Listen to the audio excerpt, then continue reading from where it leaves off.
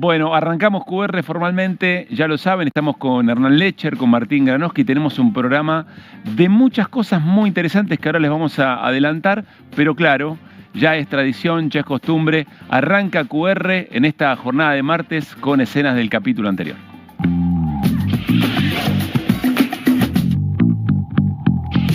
Cada 24 de marzo es una suerte de encrucijada. Dialoga con un gobierno de mínima negacionista. Dialoga con el desmantelamiento de las políticas de derechos humanos. Dialoga también con la represión. Los mecanismos por los cuales le llega la información a los más jóvenes son deficientes. Hay que hablarles a los pibes de lo que les puede pasar si este gobierno sigue llevando adelante las políticas represivas que en determinados aspectos se parecen bastante a los de aquella época, en términos de todo el que no piensa como yo es un enemigo. Mi papá fue condenado en el 2010 a cadena perpetua por su participación dentro de la megacausa del primer cuerpo del ejército en el circuito atlético Banco y el Olimpo. ¿Qué significa cuando el gobierno plantea las dos verdades? Es el discurso de mi papá, literalmente, de que fue una guerra, de que había que defender a la patria, que es el discurso que sigue vigente dentro de las Fuerzas Armadas y de Seguridad y dentro de las familias genocidas. El caso de las causas por delitos de lesa humanidad es uno de los más preocupantes. El equipo, tanto de lo que es abogados como son los compañeros que asisten en las investigaciones, se está viendo desmantelado. De ahí es donde se basa la justicia también, justamente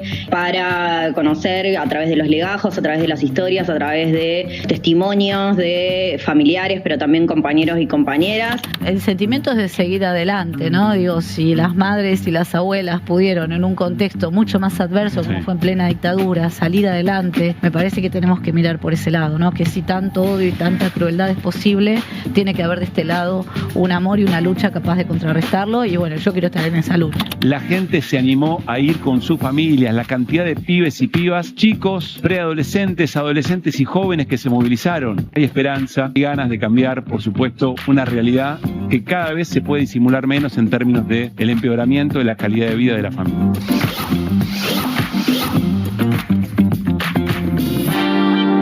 Bueno, tuvimos un programa realmente muy intenso ayer, en la noche del 24 de marzo, y todo lo que vamos a hablar hoy, aunque no refiere específicamente a eso, también tiene que ver. Por ejemplo, mucho tiene que ver el endeudamiento, como nos explicó Hernán ayer, clase que dio una clase magistral, Hernán Lecher, del programa económico de la dictadura, el endeudamiento de la Argentina, y ahí aparece el rol del Fondo Monetario Internacional. ¿Por qué lo traemos hoy? Porque vamos a hablar de lo que el gobierno está efectivamente esperando y esta desesperación por, aunque sea una señal, mandame un emoji, aunque sea, parece decirle el gobierno, de una reunión informal, una primera reunión informal entre distintos sectores del Fondo Monetario Internacional para ver si calma un poco la volatilidad financiera, los dólares paralelos, etcétera, etcétera. Y claro, en medio de todo esto, la conversación de Javier Milei, presidente de la Argentina, con el presidente francés Emmanuel Macron. ¿Y sobre qué? Nos va a contar Hernán Lecher algunos detalles. ¿Qué significan minerales críticos? ¿Por qué Macron agradece la amistad con la Argentina? Y en el último párrafo de su mensaje dice, y vamos a trabajar juntos por los minerales críticos que tiene la Argentina. Se nos prenden todas las alarmas. Nuestros sistemas de alarma están medio desvencijados, ¿no? Pero la verdad es que hay que rascar un poquito nuestra historia reciente y ver a por qué vienen efectivamente otros países frente a una debilidad o una dependencia y sobre todo si usted quiere, una debilidad soberana cuando plantean los gobiernos como el de Javier Milei sobre estos temas. Y un elemento más que les va a interesar y va a llamar la atención. Durante el fin de semana estuvimos hablando sobre el discurso de Demian Reidel allí frente a empresarios respecto de las virtudes de nuestra Patagonia, nuestro territorio, pero que el problema era que en la Argentina había argentinos. Bueno, pero ¿por qué decía todo esto? ¿Qué era lo que estaba ofreciendo? Tiene mucho que ver con esa idea del gobierno de ser un cuarto polo de inteligencia artificial, que la Argentina se convierta en un cuarto polo de inteligencia artificial. ¿Está mal esto o no? El tema es a cambio de qué o bajo qué condiciones. Nos vamos a meter en la primera parte de lo que promete Demian Reidel, que de alguna forma confiesa también algo parecido a lo de los minerales críticos. Nuestras riquezas, nuestro territorio, ¿al servicio de quién? Hoy una jornada después, un día después de lo que significó la marcha del 24 de marzo, tuvimos algunas imágenes en este intento de provocación del gobierno, pero que pasa a mayores. Compartimos esta imagen en Río Gallegos, en la entrada de Río Gallegos. Allí una retroexcavadora, miren lo que hace con la imagen, con el monumento a Osvaldo Bayer, referente, periodista, historiador, militante, de lo que han sufrido las resistencias de los pueblos patagónicos respecto del avance, también de lo mismo que ocurre ahora, del avance de los grandes capitales, de los grandes grupos económicos, respecto de la fuerza de trabajo de la Patagonia y respecto de sus recursos naturales. Miren esto. Miren qué violenta esta imagen. Es realmente muy triste, es muy lastimoso que esto ocurra. Y estamos hablando de vialidad nacional. Vialidad nacional que debería ocuparse de los baches que se van generando en las rutas porque no hay inversión en la obra pública, en mejores señalizaciones para que los automovilistas, camioneros no tengan ningún accidente y sin embargo se dedican a esto. Es una provocación, es violencia y tiene consecuencias. Sumado a lo que hicieron en el ex edificio del Correo Central, en el Centro Cultural Kirchner, también simbólicamente dando un mensaje que de pacificador no tiene absolutamente nada. La violencia, la emocionalidad violenta como una manera de generar capital político. Y finalmente vamos a hablar, la marcha del 24 fue un mensaje muy directo para el gobierno nacional, porque no se dejó amedrentar la gente, porque estuvo allí en la plaza y porque estuvo feliz y porque no hubo problemas. Pero también fue un mensaje para las dirigencias que están del lado de los que están o que representan los ideales de los que ayer se movilizaron. Es un mensaje para que se dejen de embromar y empiecen a generar la representación política a la altura del daño que provoca el gobierno. Bueno, hoy conocimos algún detalle más de la reunión entre Sergio Massa, Máximo Kirchner y Axel Kicillof, muy cerca de encontrar acuerdos para las próximas elecciones, tanto las provinciales en Provincia de Buenos Aires como las nacionales. Así que vamos a hablar de esto también, esa marcha que, insisto, castiga al gobierno, le da un mensaje muy claro, pero también le reclama la política formal. Arrancamos QR y arrancamos en esta noche de martes con las voces del día. Sugeriría al gobierno no sobreactuar la afinidad con Trump. Llevarse bien está bien, ser, digamos, una especie de pet de Trump está mal. Estamos en una discusión sobre si fueron 8.000 o fueron 30.000. No tiene importancia, en definitiva, cuántos fueron. Está claro que no fueron 30.000, pero tampoco tiene importancia eso. Y para las personas que buscan a sus familiares sí tiene importancia, Guillermo. ¿Pero qué busca? ¿Pero quién busca a sus familiares? ¿Dónde estamos? Tiene la misma línea argumental que tuvieron los defensores de los excomandantes en el juicio de la Junta.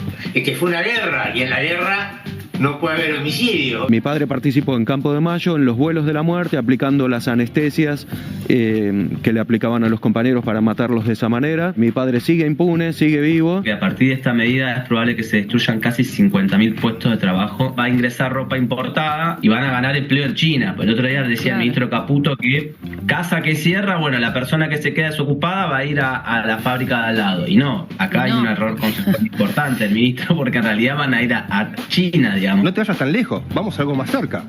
2018, te dieron 45.000 millones de dólares, teóricamente era la solución que Argentina necesitaba, gran parte de los que hoy estaban también en ese momento. Sí. Y entraste en una crisis. Caputo. Claro, Caputo. Bueno, esto es una mentira.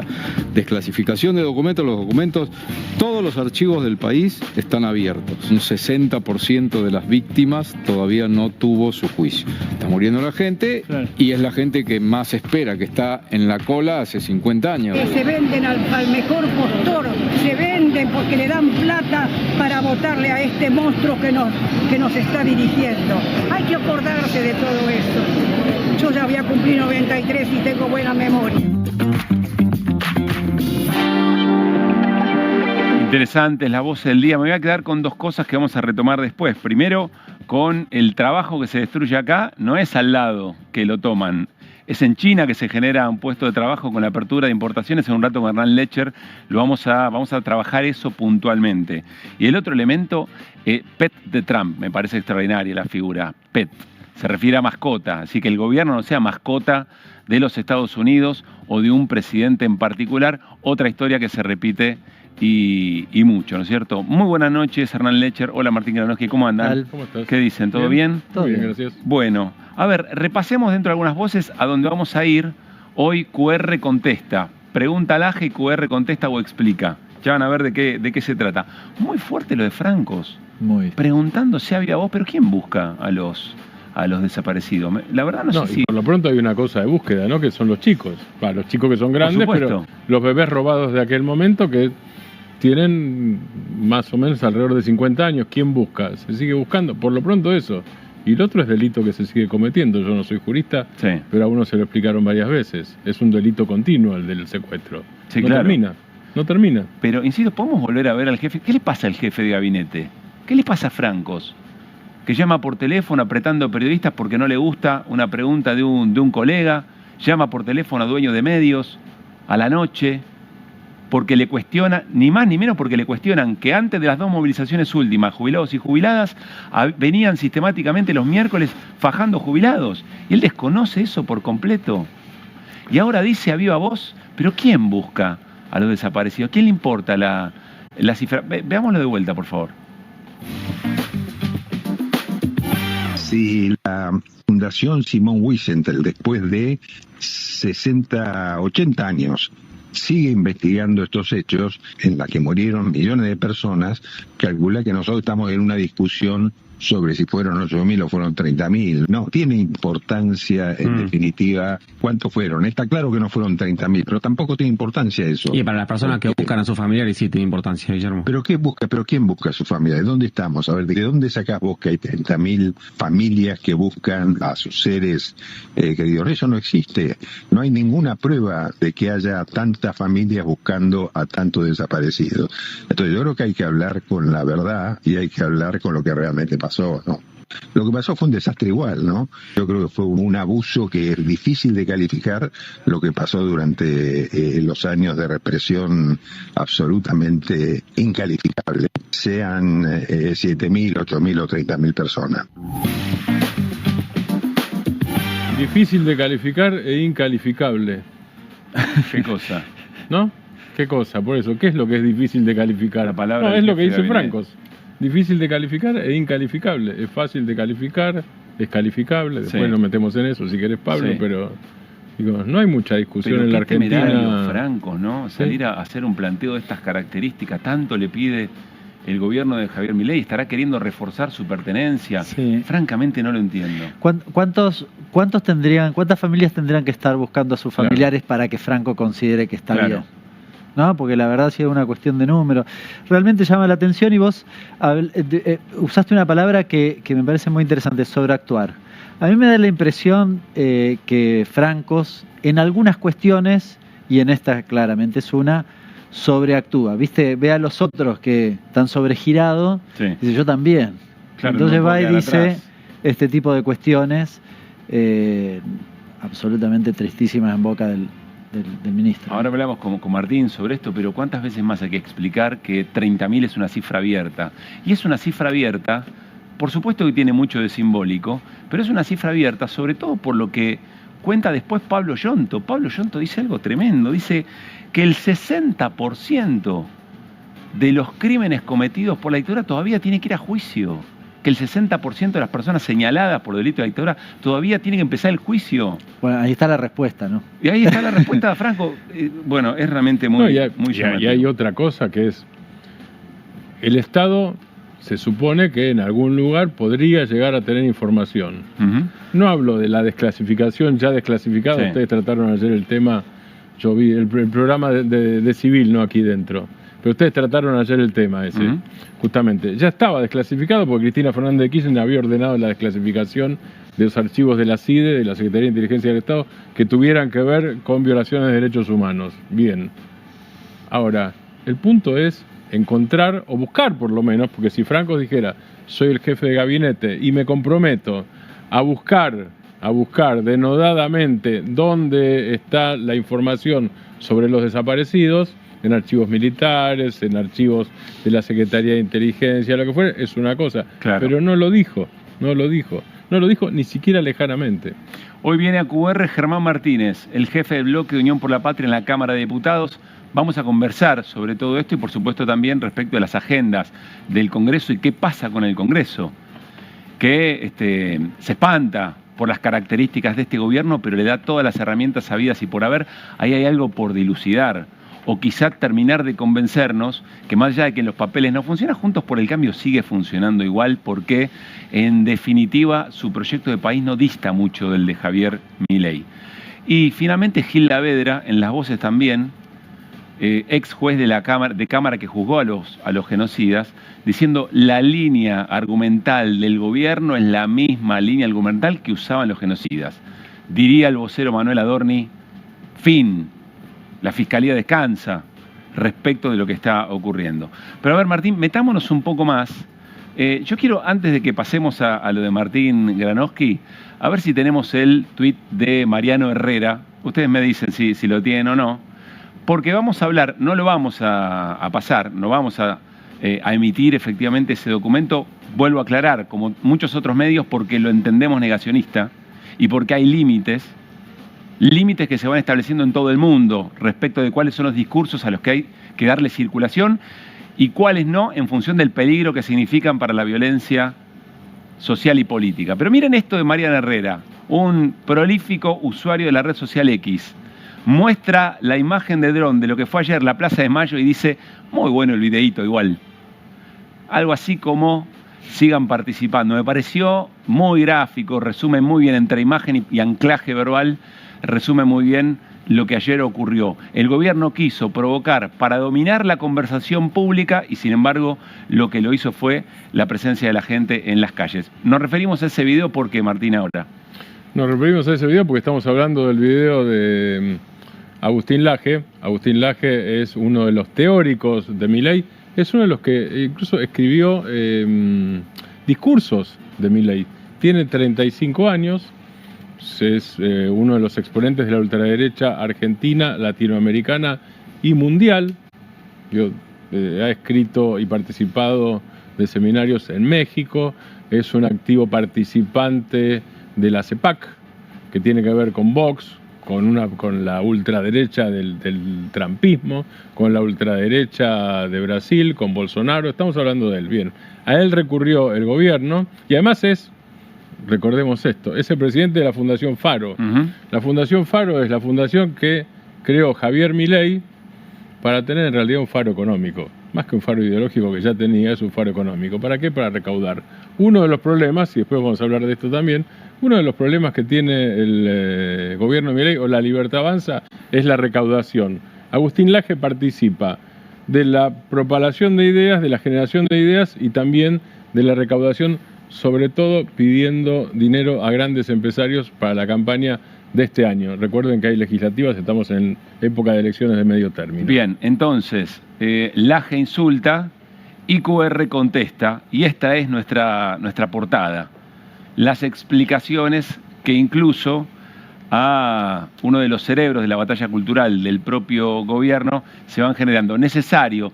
Seguramente la audiencia de QR dirá, son cosas que conocemos. Bueno, a lo que va a contar ahora Martín, yo les recomendaría, tómenlo para las discusiones familiares, para las discusiones con amigos, en esos lugares donde creen que hay una semilla de pregunta y que viene bien estas explicaciones y estas respuestas. ¿Por dónde arrancamos, Martín? Yo había arrancado ayer, Pablo, mirando el programa que hacían ustedes justamente el 24 de marzo, había arrancado ayer tomando algunos apuntes. Entonces, Agustín Laje insulta y QR explica. Ahí tenemos la primera de las placas. Punto 1, entonces. Sí. Yo hice 10 puntos, bueno, Pablo, Hernán. 10 puntos. Punto 1. Y pedime explicación de lo que quieras o pídanme.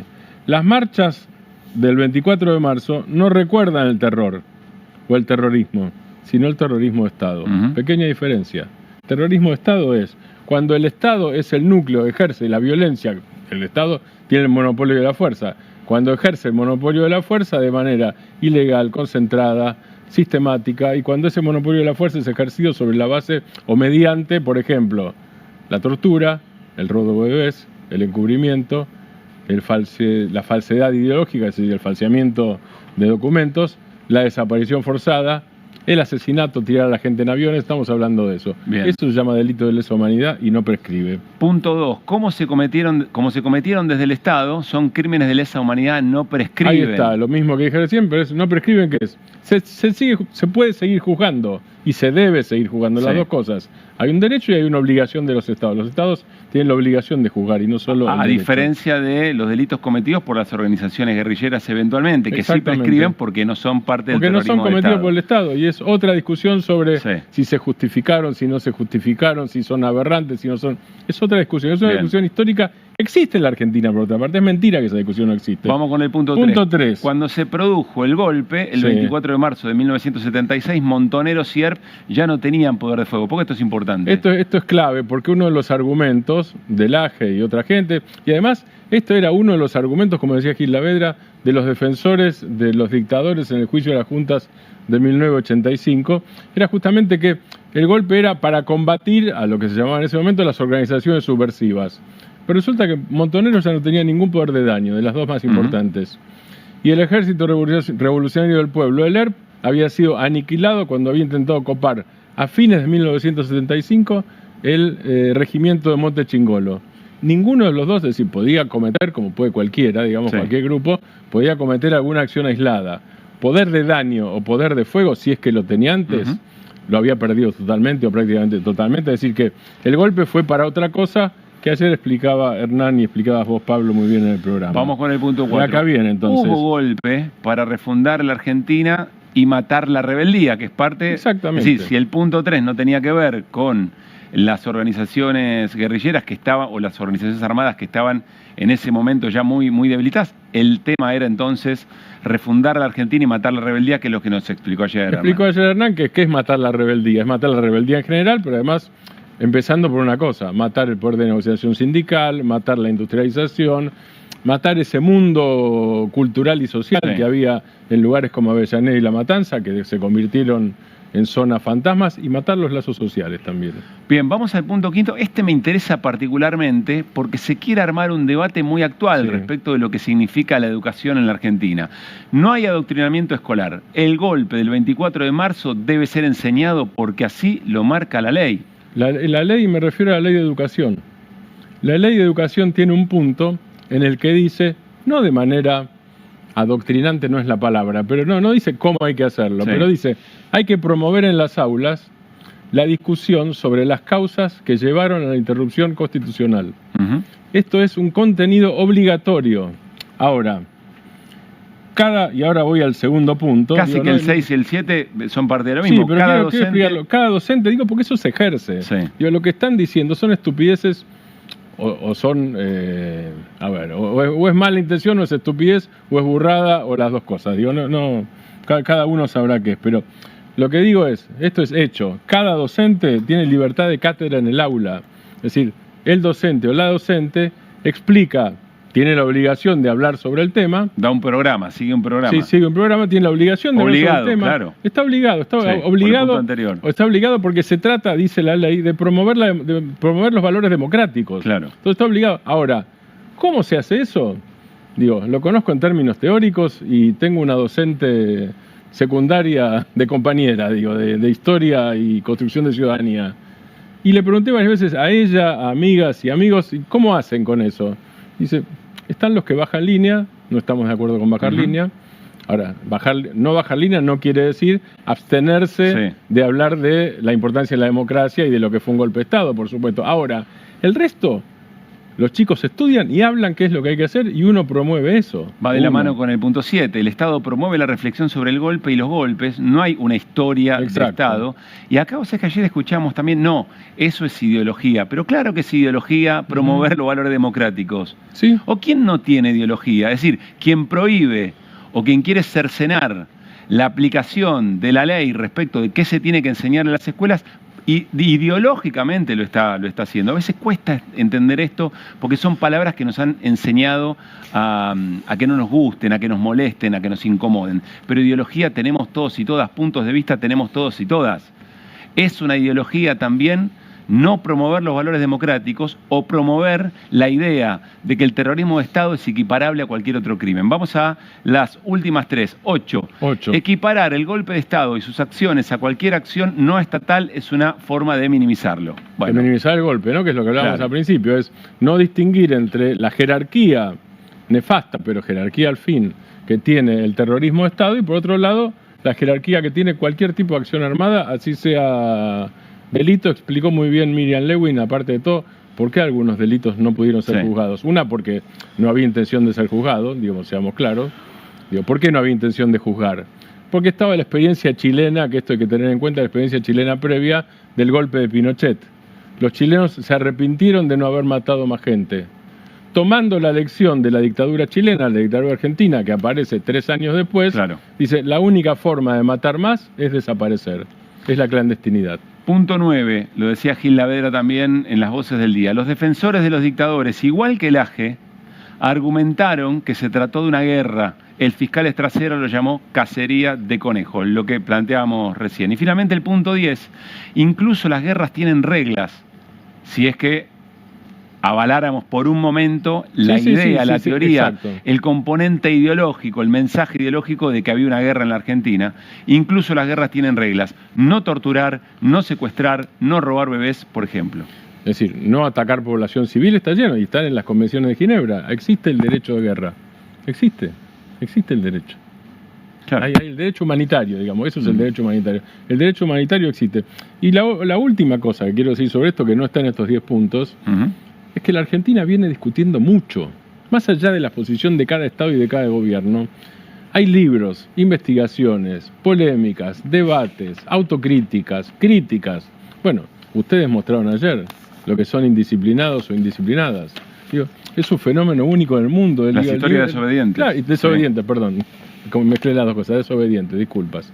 Estamos hablando de hijos e hijas de genocidas. Sí, que además hablan con una crudeza y una valentía psicológica y moral. Ya no me alcanzan los... me gustó mucho lo de valentía psicológica, Martín. Es que la verdad es un tema de coraje, porque es animarse con la propia familia y con la historia de uno mismo, ¿no es cierto? Romper mandatos es una cosa tremenda. Bueno, hasta eso llegó la Argentina. Y llegó y llega, se sigue discutiendo. Entonces, no hay acá una historia oficial, hay una historia que se discute. Y después está el Estado que promueve valores democráticos, salvo que la propuesta sea que el Estado promueva valores dictatoriales. Y esto no quiere decir, se habló hoy en Comunistas también, el programa que conduce Juan Di Natale con un gran equipo, respecto de cuáles son las deudas que la democracia tiene sobre sus principales definiciones, garantizar derechos básicos, ¿no?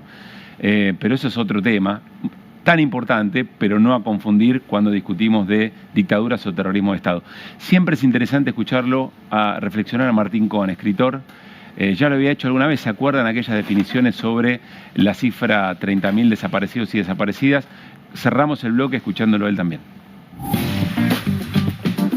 Hay una diferencia de alguien que lee tropezando porque no tiene una buena relación con las palabras y con las ideas, es lo que tiendo a pensar. No creo que no sepa cómo se llama San Martín, creo que no puede hablar, leer y pensar al mismo tiempo, lo cual no es una buena señal. Tratando de ser presidente, claro, especialmente. Sí. Me parece que en cuanto se corren muchas de las figuras, pero una de ellas es el presidente de la Nación, es el jefe del Estado. En cuanto se corren del registro provocación, agresión, soy un energúmeno y te insulto, en las que prácticas en las que se han entrenado en Twitter y las que lo hacen todo muy bien, ahí les sale muy bien. Cuando lo sacás de ahí ya empiezan los problemas. Y el mundo no es solamente Twitter, aunque Twitter tiene un peso muy grande. Por eso tengo una cuenta y trato de ver ahí lo que pasa, porque me parece que ahí hay indicios significativos, pero no todo lo podés. Esta misma conversación que estamos teniendo, como dije antes, es pasible de ser reducida a un objeto deformada, distorsionada, y te insultarán a vos o a mí. Los desafíos también, ¿no? Martín Cohen plantea, además de caracterizar al gobierno de Milei y sus integrantes, los desafíos de cómo hacemos para discutir de determinada manera la política por fuera de los límites que imponen las redes sociales, que están, que existen, que hay que utilizarlas, pero nos obligan a una mirada crítica. Ayer lo de Miriam Lewin fue muy interesante, porque incluso lo vinculó con una serie que es la serie que en el mundo se está hablando en este momento, que es Adolescencia. Y efectivamente decía, hay cosas que no terminamos de comprender, hay casi un nuevo lenguaje, pero ¿cómo hacemos para ideas complejas? Los 10 puntos de Martín, que recién explicaba, ¿cómo hacemos para traducir eso en un lenguaje habitable en las redes sociales? Bueno, es todo un gran problema y al mismo tiempo... La que hace mucho eso, Pablo, es Emilce Moller, sobreviviente de la noche de los lápices y docente. Emilce, yo le pregunté muchas veces a Emilce esto, Emilce dice, yo empiezo hablando de mi propia experiencia. En los últimos años empecé a tener, di cuenta ella, en las visitas a escuelas, empecé a tener chicos de 15 o 16 años que hablaban del tema de la retroactividad de las leyes, es decir, argumentos de los defensores de los dictadores. Sí. Dice, nunca me faltaron el respeto y nunca dejaron de escucharme cuando hablaba de mi propio sufrimiento. 16, 17 años, secuestrada, torturada, y después, secuestrada un tiempo, y después un tiempo en Villa Devoto, ¿no es cierto? Estamos hablando de eso, dice. Cuando hablo de mi propia experiencia, se entiende más. Hablamos de la dictadura, y como ayer Hernán explicó, yo insisto, una clase magistral. Si se lo perdieron, si no lo pudieron ver, yo les recomiendo que vayan al canal de YouTube de QR y busquen ayer el momento en que Hernán Lecher explica la trama económica, el plan económico de la dictadura. ¿Por qué? Vamos a hablar del Fondo Monetario y enseguida charlamos con Jorge Carrera, ex vicepresidente del Banco Central. ¿Por qué? Bueno, porque el endeudamiento que sufrió la Argentina, que sufrimos argentinos y argentinas, a partir del plan económico de la dictadura, explica entonces el vínculo urgente con un organismo internacional como el Fondo Monetario Internacional. Pero también explica otras cosas. Situaciones de dependencia, situaciones de entrega de soberanía que pueden perfectamente encontrarse en los mensajes que hoy cruzaron Javier Milei y el presidente francés Emmanuel Macron. Arranquemos con ¿cuál? ¿Con el de Macron primero? El presidente francés, miren, acabo de conversar con Milei. Hemos intercambiado opiniones sobre la situación económica en Argentina y los desafíos a afrontar. El pueblo argentino siempre podrá contar con el apoyo de Francia, mucho más que un aliado en sectores clave, como los metales críticos. Argentina es un amigo con quien queremos construir la economía del mundo. Más allá de lo de los metales críticos, me parece como casi dejado de lado, como secundario. Nos sonó un poquito raro eso. ¿Por qué, Hernán? Explica. ¿Qué lees acá? Bueno, dos cuestiones. Ahí está la respuesta, perdón, de Milei, ¿no? Gracias, Macron. Valoramos profundamente el apoyo y el compromiso de Francia con el pueblo. Seguiremos trabajando juntos como verdaderos amigos para enfrentar los desafíos y construir oportunidades compartidas en sectores clave. Ahí aparece de vuelta. Retoma Milei eso, ¿no? Sí, oportunidades no en sectores clave.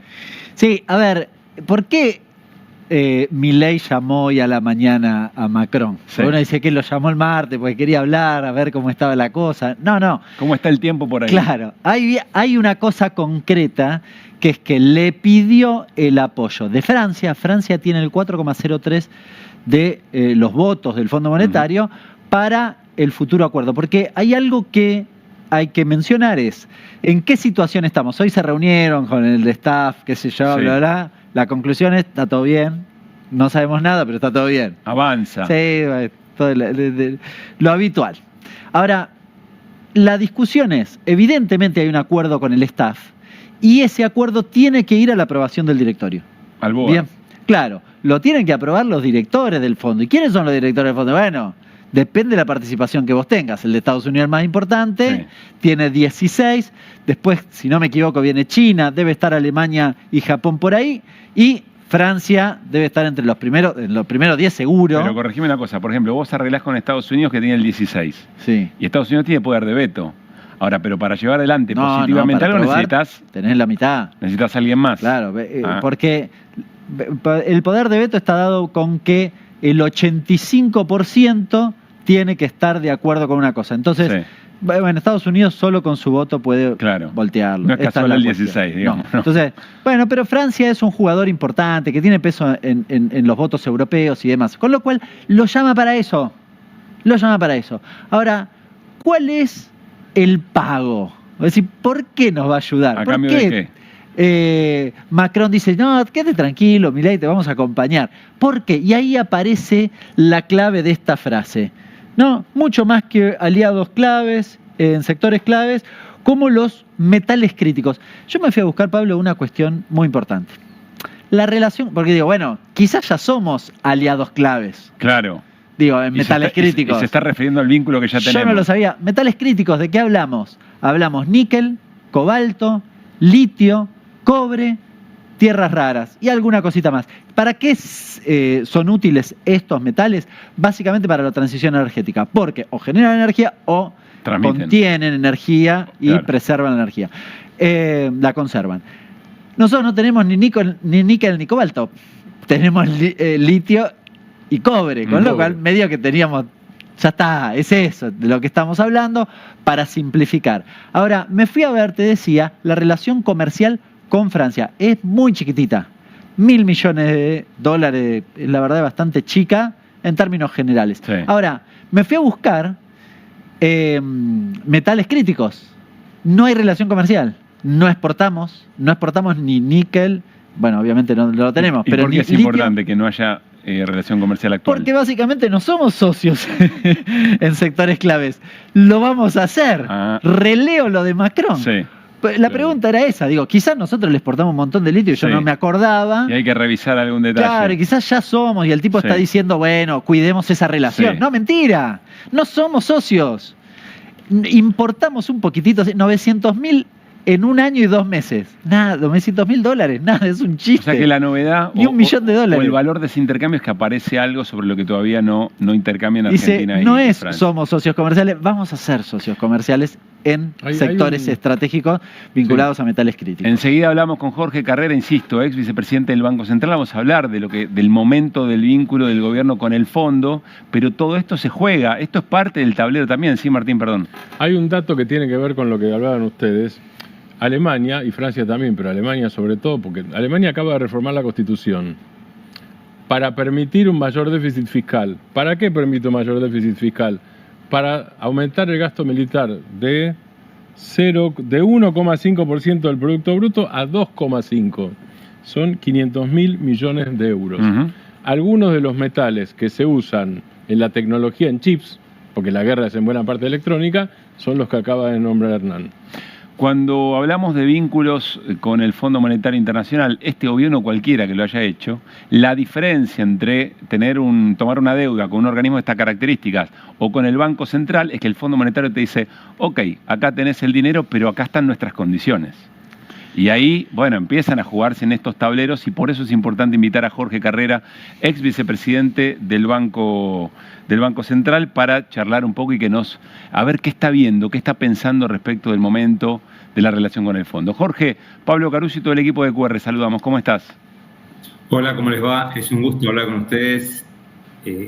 Hacía tiempo que soy un atento televidente de este programa, así que muchas gracias. Me encanta que no los hayamos perdido. Bueno, lo valoramos mucho, muchísimas gracias.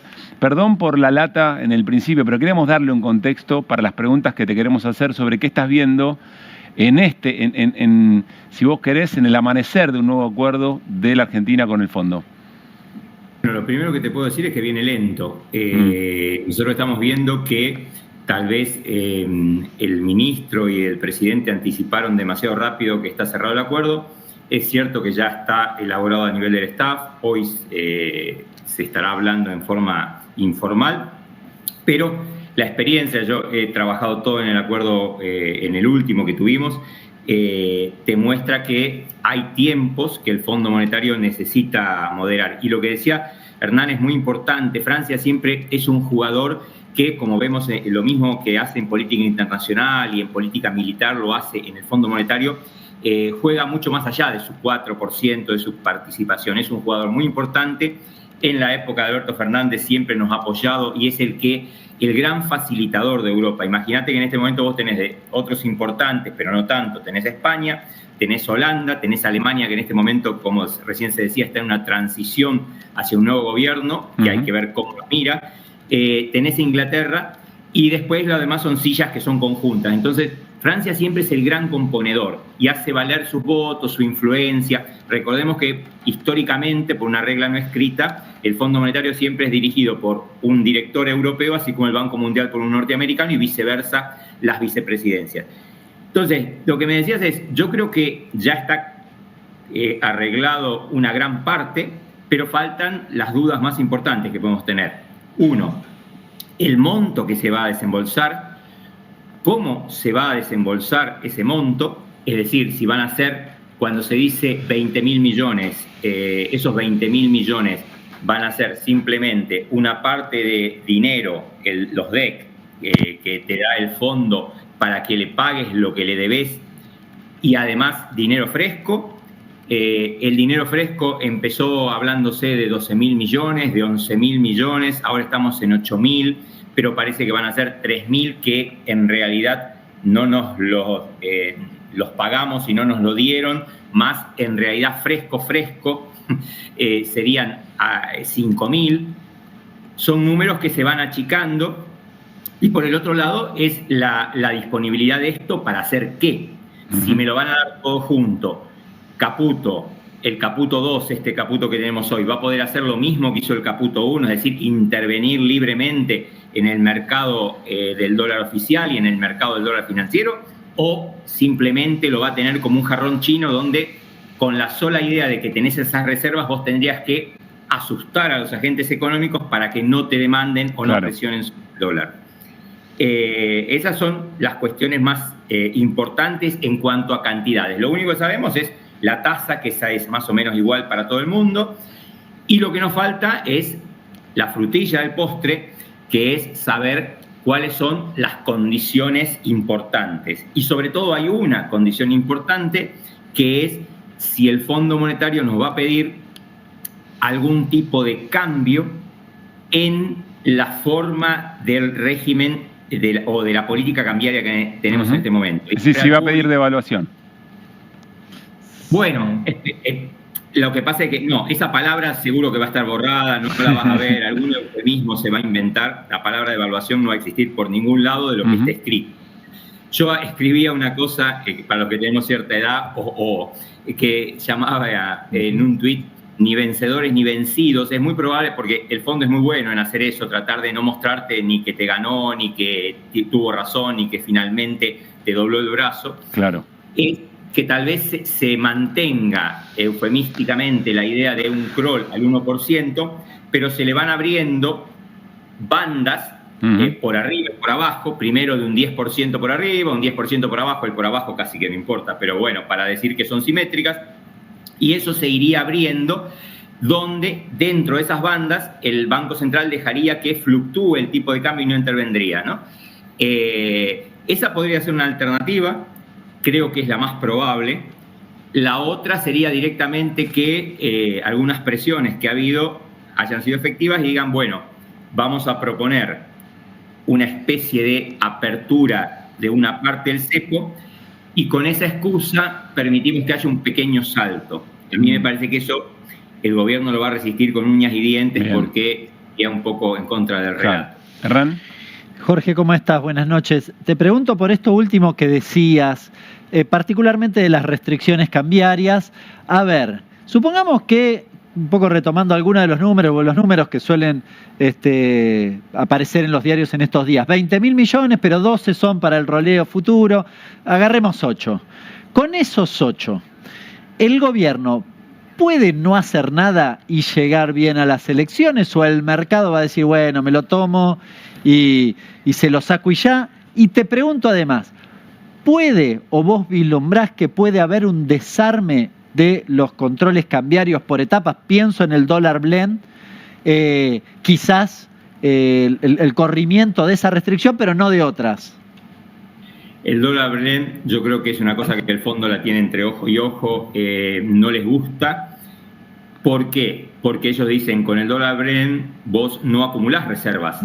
Y es lo que está pasando. Nosotros estás llegando a un nivel de reservas que es el mismo que tenías al inicio, compraste muchos dólares, pero no has logrado acumularlos. Entonces, yo creo que es probable que ese sea el primer herido o muerto en el campo de batalla, que sea el dólar blend. Ahora, ahí hay un problema, porque si vos sacás el dólar blend, le tendrías que dar algo, porque si hasta ahora los exportadores han sido reticentes a liquidarte con el dólar blend, digámosle al público, que seguramente es un público informado, pero el dólar blend es que le permitís que un 20% de lo que recibe un exportador en dólares lo liquide en el CCL a 1.200 y pico, a 1.300. Es un dólar diferencial, un dólar más arriba, 5% arriba. Un dólar más arriba. Si vos se lo sacás, ahí es donde empiezan las cosas que te empezás a morder la cola. Si vos le sacás eso, el exportador va a tener un tipo de cambio después del acuerdo más bajo. Entonces ahí sí se justificaría tener un pequeño saltito de 15%, de 20%, porque tendrías la excusa de que sacaste el dólar blend y que liberaste algunas cosas del cepo.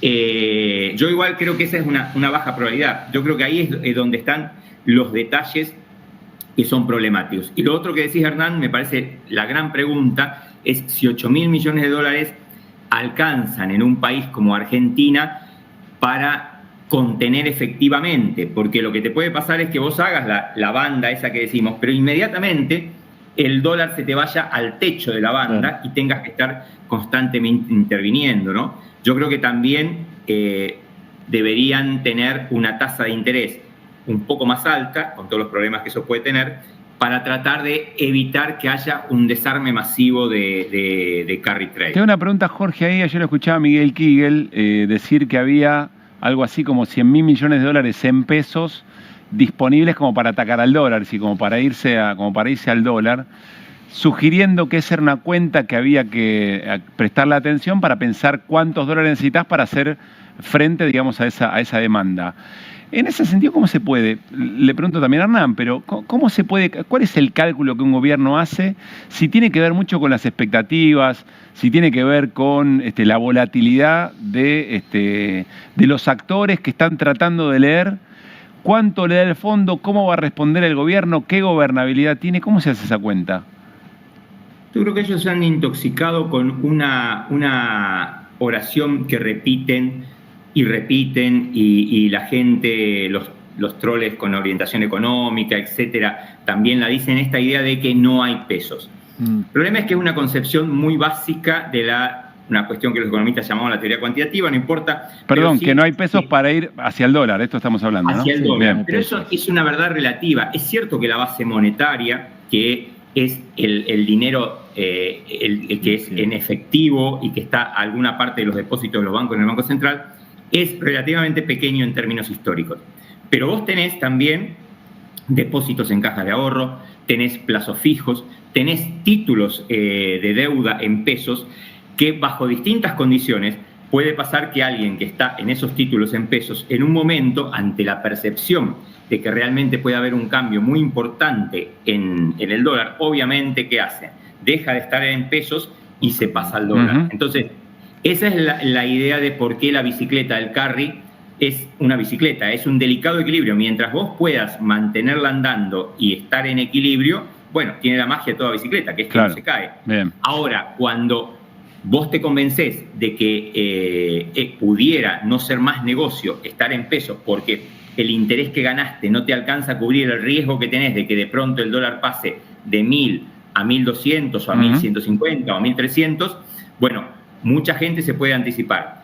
Y sobre todo lo más problemático es los depósitos en los bancos, porque en ese caso vos, si es un bono, es probable que si todos nos agolpamos a tratar de vender nuestro bono, el precio se va a destrozar. Caiga, claro. Pero un depósito en los bancos es sagrado.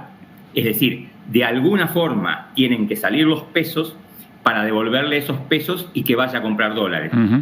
Después el banco le pedirá un redescuento al Banco Central o cancelará un préstamo que te dio a vos en pesos para devolverme los depósitos a mí, como sea. Pero si yo quiero pesos y con esos pesos ir a comprar un dólar MEP, y si después además de ese dólar MEP lo quiero convertir en efectivo para llevarlo a la caja de seguridad o al colchón, bueno, eso es el problema de cuando una crisis cambiaria se convierte en crisis financiera. Martín. Jorge, buenas noches. Martín Granoski, ¿cómo estás? Un gusto. Me voy a poner naif o cándido.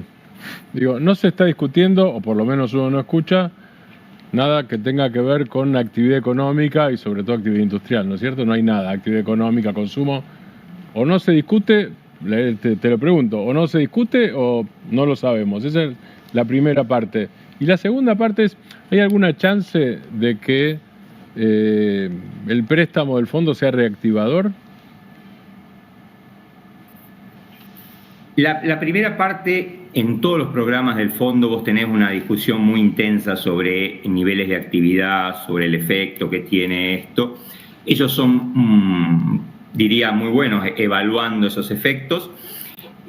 No creo que vayas a encontrar en un acuerdo del fondo una actitud proactiva en términos de crecimiento económico impulsado, por ejemplo, por el gasto público o por políticas públicas. Ellos son o están convencidos de que una buena macro es condición necesaria y suficiente para que la economía pueda mantener una recuperación. Incluso en ese caso no les preocupa ni siquiera tanto el tema de que posiblemente el gobierno tenga que subir la tasa de interés mucho más para tratar de evitar una eventual corrida al dólar si es que tiene pocas reservas para convencer a quienes lo desafíen de que no hay que irse al dólar. Entonces, yo creo que no vas a encontrar en términos del fondo, seguramente cuando conozcamos lo que se llama el reporte del equipo de trabajo, el staff report, vamos a ver que las proyecciones del fondo van a ser optimistas. Ellos siempre están un poquito obligados, tanto para Argentina como cuando hacen, ahora vas a ver, en 2 semanas vas a ver las proyecciones para el mundo y vas a ver que siempre el fondo le erra porque siempre da un poquito más. Pero reconozcamos que están en la obligación de ser optimistas, porque si ellos fueran del lado pesimista de la distribución de probabilidades, bueno... Claro, va en contra de su propia evaluación, claro. A ver... Entonces, sí. Perdón, y entonces no hay mucho de eso. Y te lo respondo inversamente, Martín. Para este gobierno, no cerrar con el Fondo Monetario sería un problema. Ya es un problema esto que estamos viviendo de esta demora. Ellos no tendrían, me parece a mí, que haber acelerado tanto la idea de que estaba todo arreglado y con eso querer convencer a los mercados, porque ahora, como no los convenciste, imagínate que en los últimos 7 días, 8 días, estuviste en 1.300 millones de ventas del Banco Central, ¿no? Entonces, es un ritmo que para una situación normal, y estás lejísimo en las elecciones, etcétera, es un ritmo muy, muy fuerte. Es decir, el gobierno está con ese apuro, el gobierno, o con esa premura, el gobierno confiesa que está en problemas. Diría Cristina Fernández de Kirchner que pinchó. Sí, yo creo que hay algo en que ellos llevaron a la arena internacional la misma forma prepotente que tienen un poco de empujarte.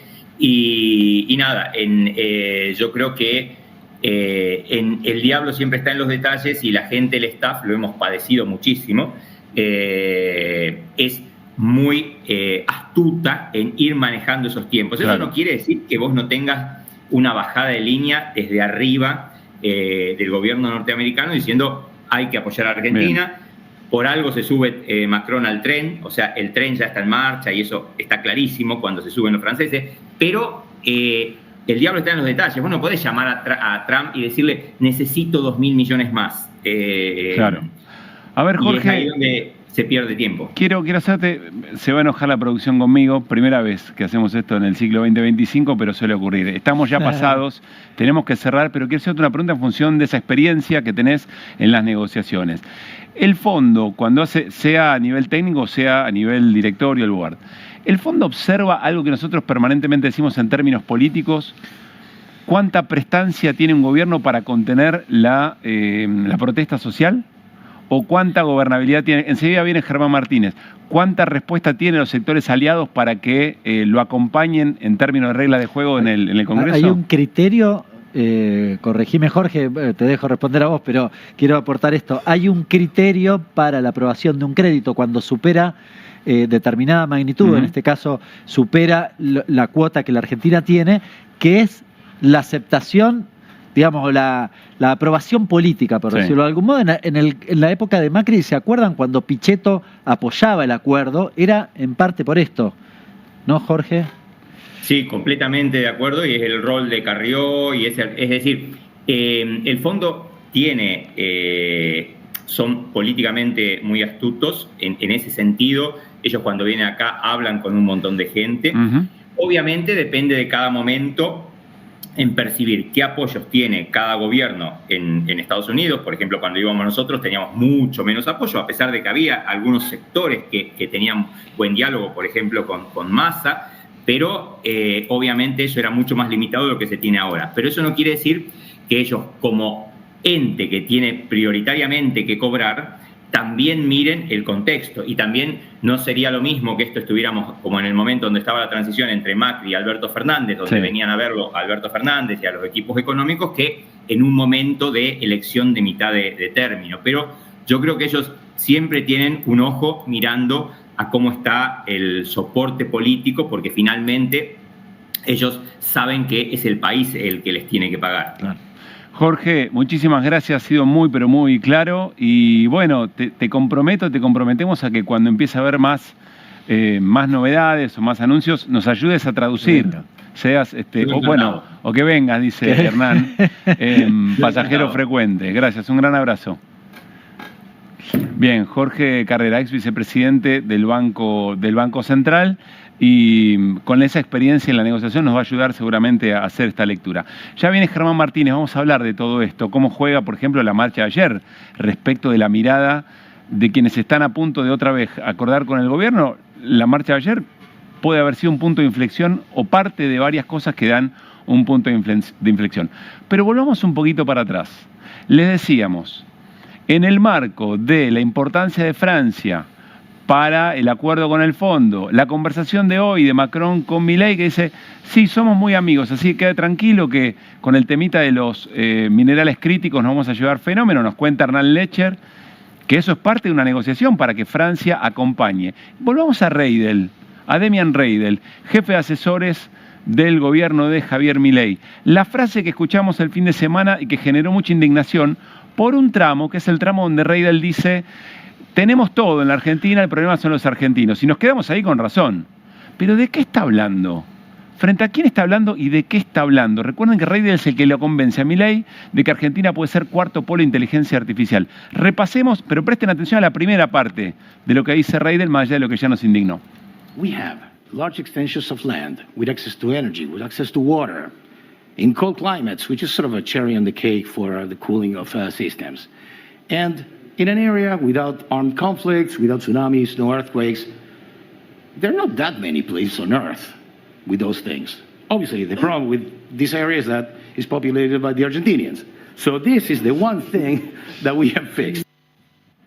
Lo vuelvo a ver y claro, yo les dije, presten la atención a lo anterior, pero lo vuelvo a ver. Y sobre todo esa mueca de sonrisa con el chiste que hizo, que me genera cosas. Está en línea Julián Pellers, especialista en inteligencia artificial. Julián, ¿cómo te va? Pablo Caruso en QR, te saluda con todo el equipo.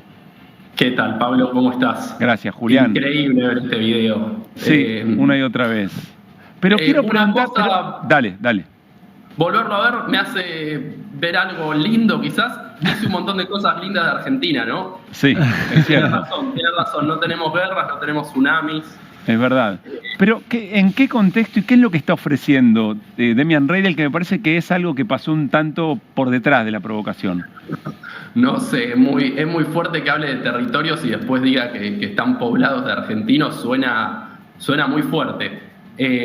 Está ofreciendo, asumiendo que no está diciendo lo que se escucha, que es que hay territorios poblados por argentinos, que sería una cosa terrible, asumiendo que está mencionando que el marco jurídico argentino es complicado, que quiso decir eso, supongamos.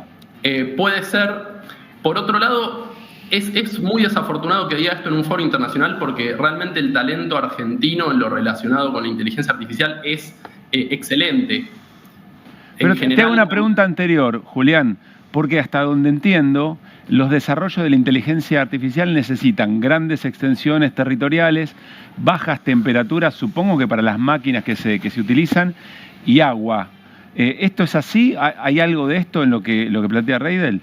Sí, lo que plantea Reidel está relacionado con poner data centers, que es poner grandes galpones con computadoras que hay que refrigerar. Por lo tanto, está bueno que sean zonas frías, que haya agua para la refrigeración. Todo eso que dice es verdad y estaría muy bien que vengan inversiones para poner data centers con los mismos cuidados de que estaría muy bien que vengan inversiones para extraer litio, ¿no? Sí. Puede convertirse, está muy abajo en la cadena de generación de valor de lo que es la inteligencia artificial y es muy propenso a que un gobierno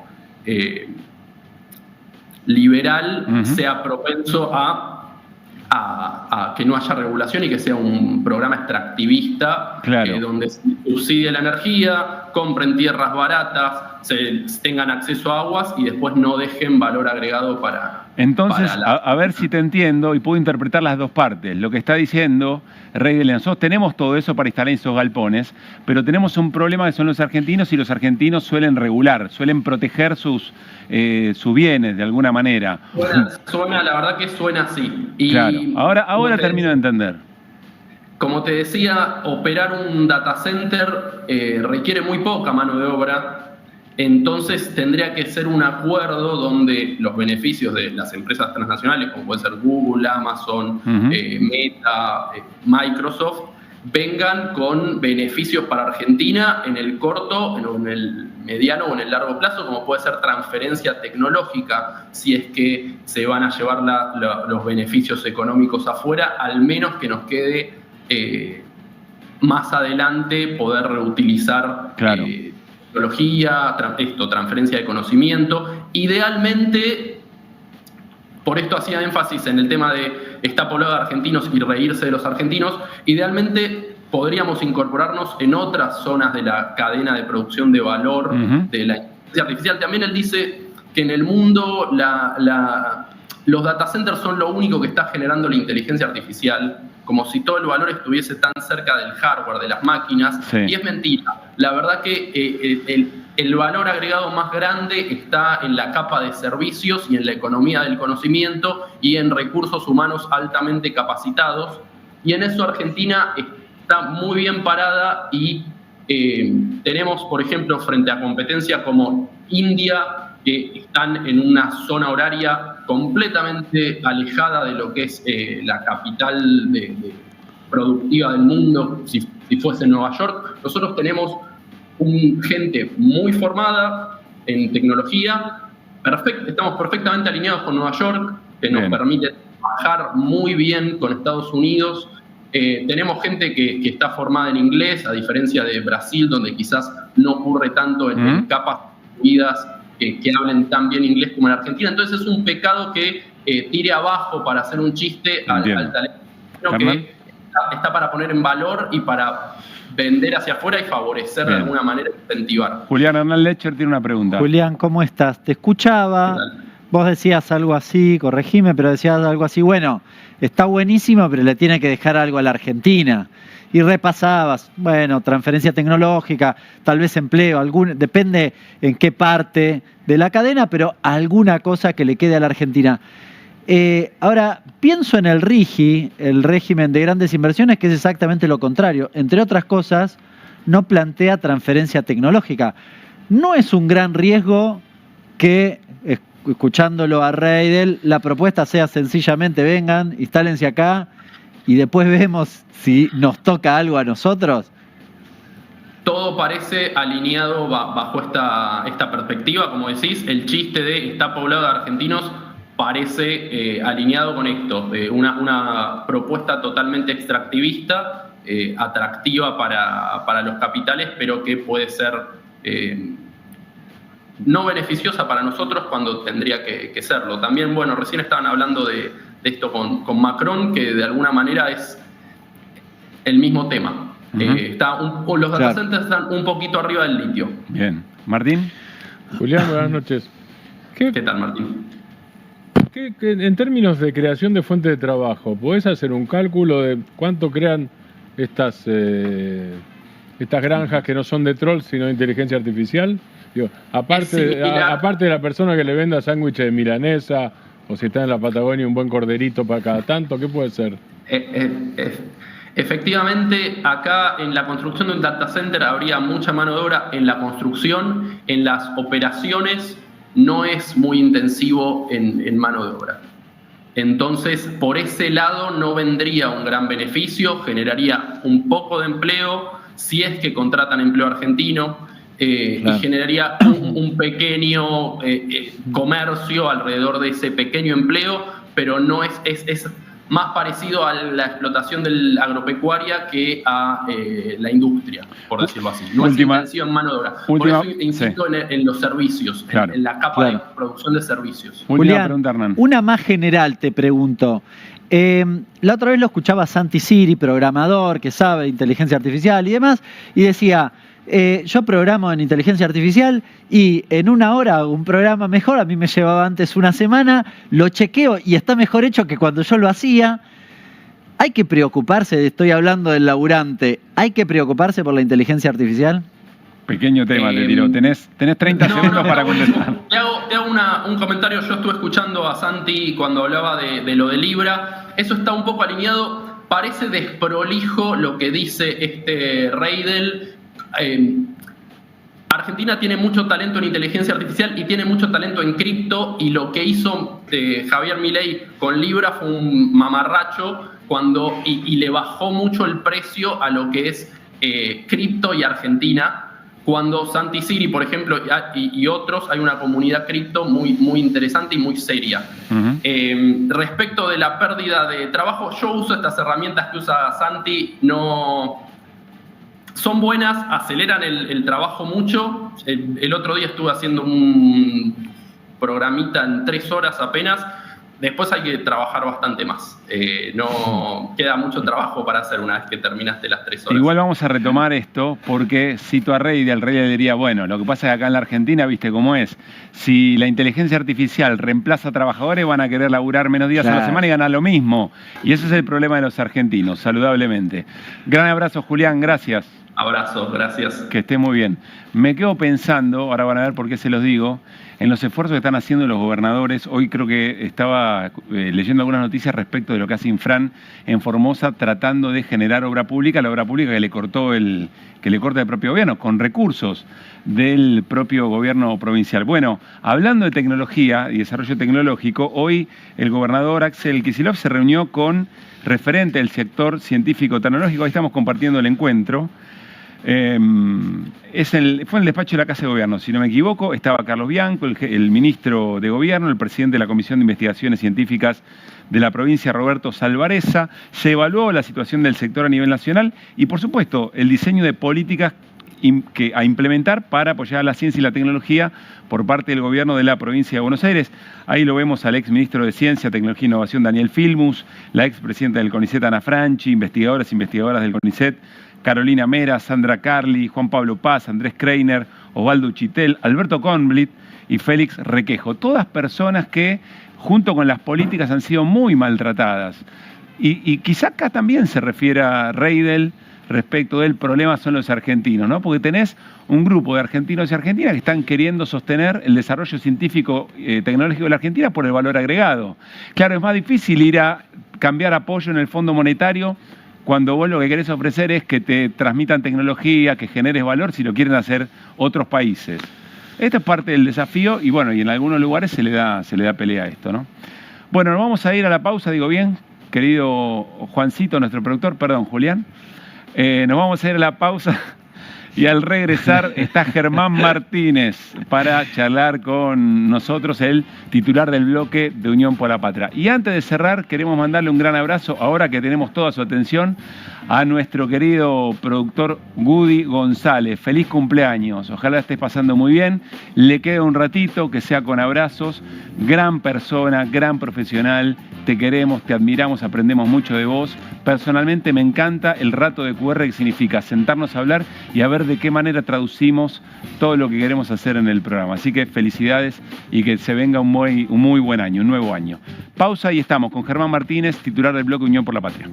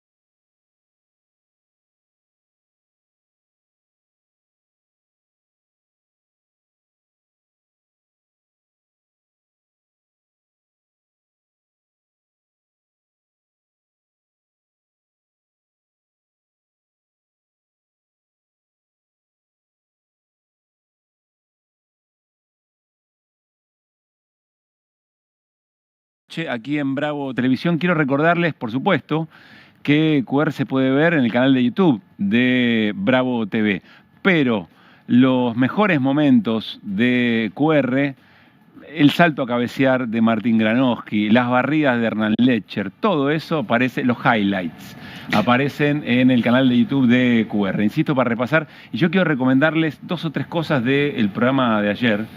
Uno tiene que ver, insisto, con lo que nos explicó Hernán Lecher sobre el plan económico de la dictadura, que me parece que es algo que todavía cuesta entender por esa trama, lo que Carlos Heller llama las 4M, el vínculo de Martínez de Oz, de Menem, de Macri y de Milei. Y por otra parte, la charla con Miriam Lewin ayer me gustó muchísimo, como sobreviviente de la ex-ESMA, como defensora del público y sobre todo en ese desafío que nos plantea sobre cómo hablarle a las nuevas generaciones de memoria, verdad y justicia. Pueden encontrar todo esto en el canal de YouTube de QR.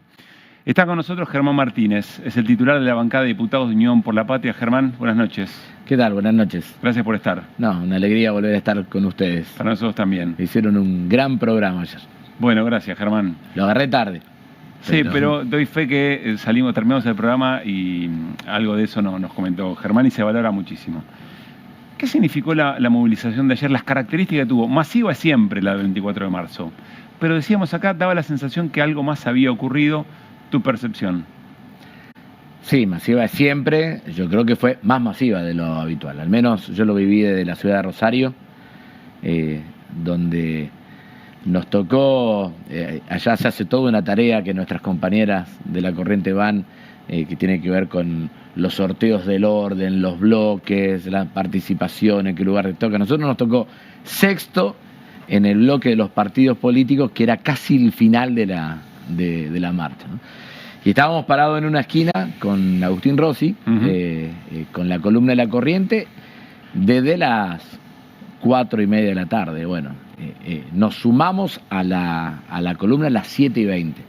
Así que estuvimos casi 3 horas esperando en la esquina pasar y pasar y pasar. Me parece que fue desde lo cuantitativo enorme, ¿no? Enorme. Y creo que de lo cualitativo yo noté a los compañeros y a las compañeras en otro lugar respecto al año pasado, ¿no? El año pasado a esa altura estábamos todavía muy golpeados por la novedad de Milei, y me parece que ayer había una cosa de dar la pelea, ¿no? De dar la pelea, de animarnos, de plantar bandera. Creo que estas cosas, estas provocaciones de Milei en la previa, también le dieron más argumentos a nuestros compañeros y compañeras de distintos espacios políticos, sociales, organismos a poder estar presentes. Así que bueno, yo estoy muy contento con la marcha de ayer y creo que también a todo el espacio político diverso que está en contra de Milei le vino muy bien, ¿no? Y en eso, como siempre, las abuelas y las madres siempre tienen la palabra justa y el momento justo para darnos mensajes, y creo que ayer claramente fue, bueno, acá nadie tiene que aflojar, acá hay que seguir militando, hay que seguir andando, hay que seguir buscando, hay que seguir ampliando para lograr los objetivos que tenemos, ¿no? Germán, ¿crees que el gobierno de Milei entró en algún tipo de punto de inflexión? No solo por la marcha de ayer, a veces son cosas que se van acumulando, y cuando digo punto de inflexión no digo crisis política, no digo que le vaya a ir mal en las elecciones, no estoy diciendo eso. Te estoy preguntando si notas que el gobierno quizás pasó a la defensiva, o notas algo distinto en su hacer y en la manera en que viene acumulando política y gobernabilidad. El gobierno está a la defensiva, principalmente después del 14 de febrero, después de la estafa con cripto, ¿no? Con Libra. Ahora, no es la primera vez que está a la defensiva. También digo, como para que nosotros, si uno agarra el año pasado, uno encuentra un camino ascendente de Milei desde el 10 de diciembre del 2023 hasta aproximadamente la firma del Pacto de Mayo, ¿no? Después hay una caída y un tiempo donde la pelota la tuvimos básicamente en el Congreso de los Opositores, el tiempo de las 2 leyes aprobadas, la de los haberes previsionales, la del financiamiento universitario, el rechazo al DNU de los fondos reservados para la CIDE. Yo creo que después del segundo veto, después cuando él reafirma el segundo veto, de nuevo empieza a subir. ¿Te acuerdas que por diciembre, bueno, se decía, bueno, el presidente ya domó la inflación, ya está todo ordenado, no hay nada que hacer? En febrero el éxito del blanqueo también le da alguna tranquilidad. En febrero ellos arrancan desde lo político así, ¿no? Recordemos la eliminación de las PASO y recordemos ficha limpia. Pero antes empezaron a pasar algunas cosas, como fue las consecuencias del discurso de Davos, ¿no? Me parece que el discurso de Davos, más la estafa cripto, más los 2 jueces que metieron la Corte por decreto, más el pedido de intervención y el pedido de renuncia, el pedido de intervención a la provincia de Buenos Aires y el pedido de renuncia al gobernador Kicillof, más el DNU y no la ley respecto al Fondo Monetario Internacional, me parece que van marcando otro camino. Creo que en eso no hay que acelerarse nunca, no hay que comer el guiso de liebre antes de cazar la liebre, diría el general Perón, ¿no? Pero sí me parece que hay que tratar de que esta situación le permita, al menos a la oposición política que nosotros somos, tratar de correr la línea todo lo más allá que podamos, y bueno, estamos justamente en ese sentido, ¿no? Trajiste la imagen del Pacto de Mayo. En aquel momento nos pareció hasta grotesca la escena, ¿se acuerdan? ¿No? En la casa de Tucumán, la casa de Independencia. Allí toda una puesta en escena con el propio Milei en el centro, los gobernadores, no todos, pero muchos de los gobernadores que estaban en los extremos, Macri pasando frío, Macri enojado porque se había quedado afuera. Ahora, total éxito del Pacto de Mayo. Nosotros habíamos querido tratar la agenda de jubilados y universidades antes y en el Congreso no pudimos. Era como que hasta el Pacto de Mayo, hasta la firma de todo eso, nadie se quería despegar de Milei. Y me parece que después empezamos a tener otro momento, ¿no?, en el Congreso. Yo creo que ahora, por eso hay que ser cautos con los análisis políticos, más que nada con los compañeros y con los compañeros, con todos los que nos están viendo. Viene la semana pasada de darle 129 votos afirmativos para ratificar un DNU que nadie de los 257 diputados que estaban en el Congreso conoció ni el informe técnico ni el acuerdo técnico, porque no hay. Pero por eso digo que es un éxito el Pacto de Mayo, por eso lo estoy diciendo. Claro, bueno, por eso, pero siempre lo mismo, lo hemos hablado en más de una ocasión. Yo creo que todo eso depende de los humores políticos que tengan los sectores amigables para con Milei en determinado momento. Y yo creo que, porque lo vi desde adentro en la sesión de la semana pasada por el tema FMI, nadie los defendió, ni ellos mismos se defendieron. Eligieron o hablar de generalidades o eligieron pegarnos a nosotros, digamos, ¿no? Pero nadie defendía lo que estaban haciendo porque sabían que nadie conocía las características del acuerdo. De hecho, nadie lo conoce todavía, ni el gobierno. Ustedes estuvieron dedicando gran parte del programa a eso. Segundo, el hecho de ir en contra de lo que dice la Constitución y la ley 27.612, la ley de sostenibilidad de la deuda, que indica que tiene que haber una ley expresa del Congreso para aprobar todo esto. El presidente se había embarcado en ese camino y después da el giro y va por un DNU. Y en tercer lugar, para mí un tema no menor, el desconocimiento absoluto de los condicionantes, de las condiciones que tiene el acuerdo del FMI para llevarse adelante. Bueno, me parece que nadie pudo defender con solvencia lo que estaban queriendo hacer, ¿no? Está bien, pero tampoco lo necesitaban. Hace rato que el argumento está bien. pierde, que el argumento perdió peso, digamos, en las discusiones. Bueno. Nosotros acá lo compartimos, gente que decía, no, es una barbaridad. En el 2022 nosotros sacamos 202 votos, ¿no? Bueno, era otra correlación de fuerza, ¿no? No era muy diferente en términos de correlación de fuerza. Me parece que queda diferente cómo se planteó el debate. Aún con todas las tensiones internas que tuvimos alrededor de un debate hiperintenso, ¿no? Así que yo creo que como dimos el debate la semana pasada, el haber dado con mucha altura internamente el debate en el 2022 nos ayudó mucho la semana pasada, ¿no? Pero a ver, Germán, estoy viendo, hay ciertos sectores de la oposición propiamente dicha que dicen, bueno, miren la dispersión que hay en los escenarios electorales, ¿no? Por ejemplo, en la Ciudad de Buenos Aires, muy polarizado, aparece la posibilidad concreta de un triunfo de Santoro eventualmente. Pero hay una cuenta que me da la sensación que a veces que todavía nos cuesta hacer. yo diría que es como si Juntos por el Cambio no existe en los papeles, pero Juntos por el Cambio sigue trabajando en términos de lo que los vincula como proyecto de país. Y vos podés tener menos legisladores y legisladoras todos juntos de una alianza, pero después cuando tienen que ir a prestar el voto, los tenés de vuelta refrendándole leyes al mismo modelo económico. Después está lo de los modales, está todo eso, pero eso viene funcionando así. Incluso hasta en las provincias se puede dar. Sí, hay algo de eso, quizás con algunos matices que antes no aparecían, ¿no? La posición de algunos diputados radicales más vinculados a Martín Lustó y a Facundo Manes respecto a las posiciones que en general expresa el bloque de Loredo y que tiene ahí adentro los famosos radicales con peluca, hay un matiz ahí que no aparecía claro el año pasado a esta altura del año. Pero de Loredo en esta última votación descansó, apareció la coalición cívica, aparece Pichetto. No descansó, tuvo que poner los 20 de él, no descansó. Y si no, pregúntenle a la política cordobesa en qué situación se está con De Loredo, ¿no?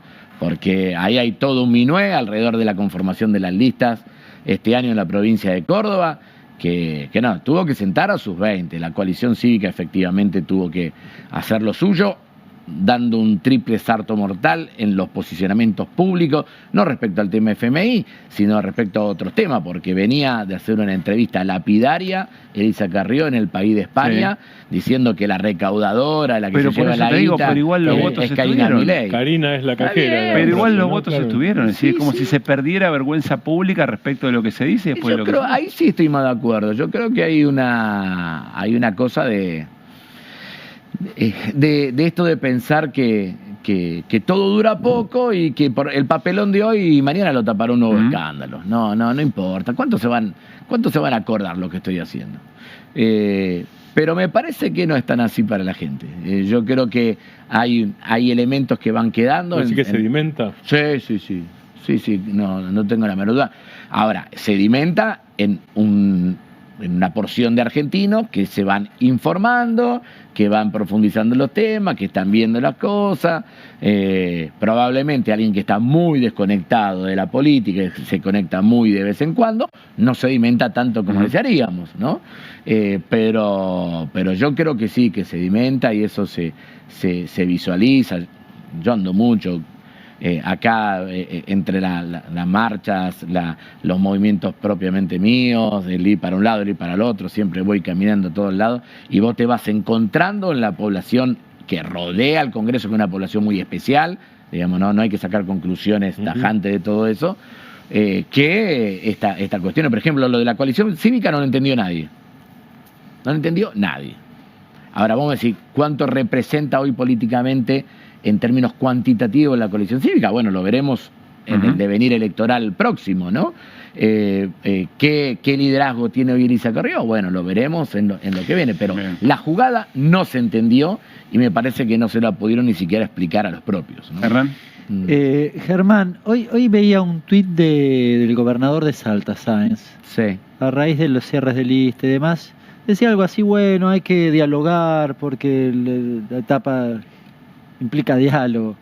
En la práctica eso significó, vos lo vivís en carne propia, digo que diputados que en principio entraron por el peronismo hayan acompañado sistemáticamente a Milei.